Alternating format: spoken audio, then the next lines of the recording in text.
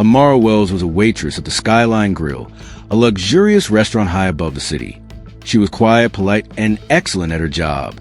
But behind her calm eyes was a sharp mind that remembered everything.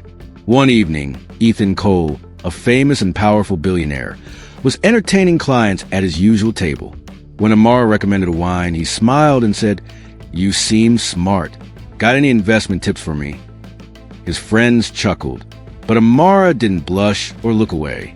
Instead, she calmly described a clever strategy involving the energy market. Her words were so knowledgeable and precise that the laughter stopped. The table fell silent. Ethan was embarrassed. He brushed it off, but he couldn't forget how a waitress had outsmarted him. That night, he asked his assistant to find out more about her. To his surprise, her records were almost empty. It was as if she had appeared out of nowhere. The truth was, Amara had a past.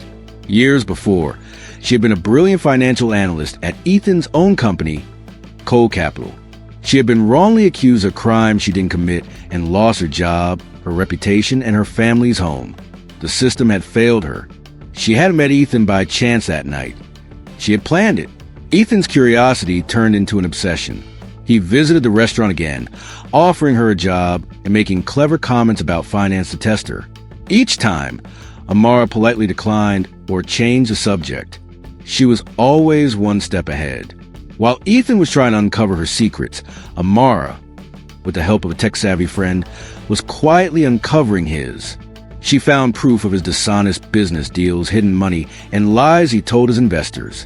Ethan, feeling threatened, invited Amara to a grand charity gala. He confronted her. "You've been playing a game, haven't you?" he said.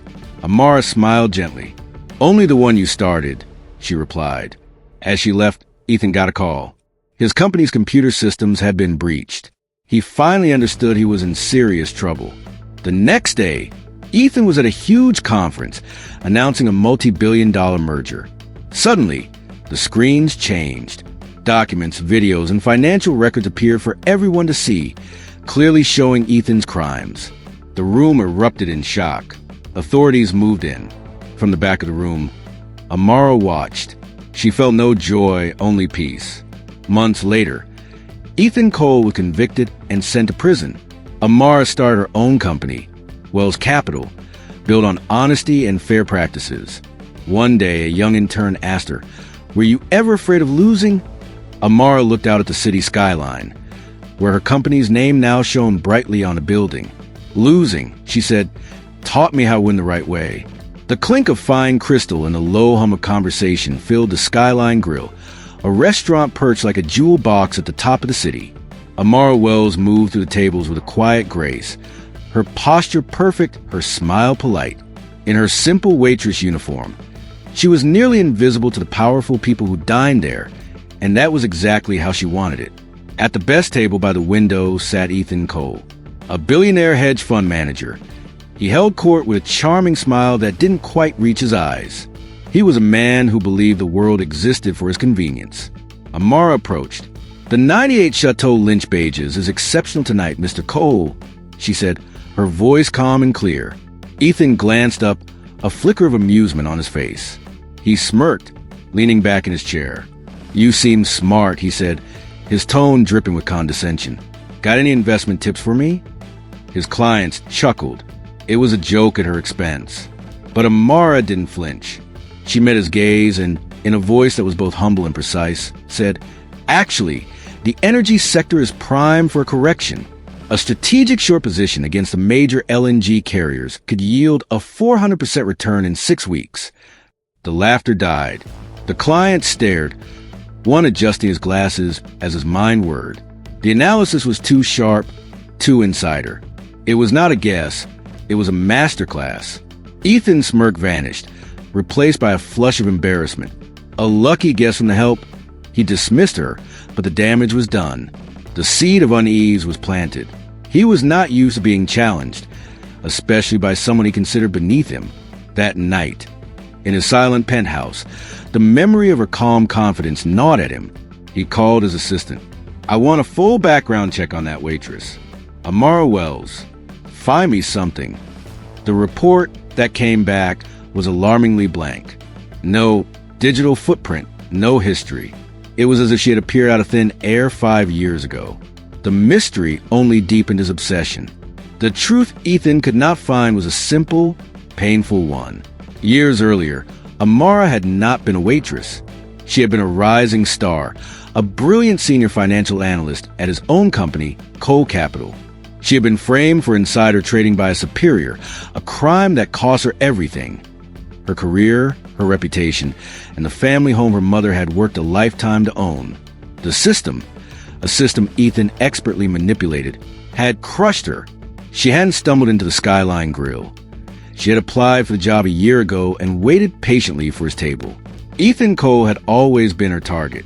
He began to visit the restaurant more frequently, testing her with cryptic financial comments, pretending to offer her a job. "A mind like yours is wasted here," he'd say. Each time, Amara would simply smile, her expression unreadable. "I'm content where I am, sir," she'd reply, while quietly, methodically, she and her friend Lena, a cybersecurity expert, were hacking into his world. They built a digital trail, connected his empire to illegal offshore trades and money laundering. While he was hunting for her weakness, she was mapping the fatal flaws in his own empire. Feeling the walls closing in but not knowing why, Ethan arranged a final test. He invited her to a lavish charity gala. She arrived, transformed in an elegant black dress, poised and unrecognizable as the quiet waitress. He found her near the balcony. "You've been playing a game, haven't you?" he said, his voice low. Amara turned, her smile not quite reaching her eyes. "Only the one you started, Mr. Cole," she replied. "When you decided some people are disposable." As she melted back into the crowd, his phone buzzed. It was his head of security. "Sir, we've had a catastrophic breach. Our private servers, everything is gone." Ethan's face drained of color as he scanned the room for her, but she was gone. The hunter had finally understood he was a prey. The climax came at his grand investor conference. Cameras flashed as Ethan stood at the podium, announcing a historic merger. "This $2.4 billion alliance will reshape the industry," he proclaimed. And then the screen behind him glitched. His presentation vanished, replaced by a new one. Documents, wire transfers, secret emails, and a calm, familiar voice narrating over the evidence. When power is built on lies, Amara's voice echoed to the silent, stunned hall. Truth becomes the most dangerous weapon. Chaos erupted. Journalists scrambled. Investors shouted, and SEC investigators moved swiftly toward the stage. Ethan stood frozen, a statue of shock. His eyes desperately scanned the crowd and found her, standing calmly at the very back. She wasn't smiling in triumph. She simply watched, her mission complete. Months later, the news reports were final. Billionaire Ethan Cole sentenced to 35 years in federal prison. The fall was total. In a sunlit modern office, Amara Wells stood before a window, her company's name, Wells Capital, etched proudly on the glass. She was mentoring a group of young interns. One of them, a bright-eyed young woman, asked, "Ms. Wells, were you ever afraid of losing?" Amara turned, a peaceful, genuine smile on her face. She looked out at the skyline, at the towers that once represented everything that had broken her. "Losing," she said softly, "taught me how to win the right way." And in the reflection on the glass, the city itself seemed to agree, bearing witness to her quiet, total victory.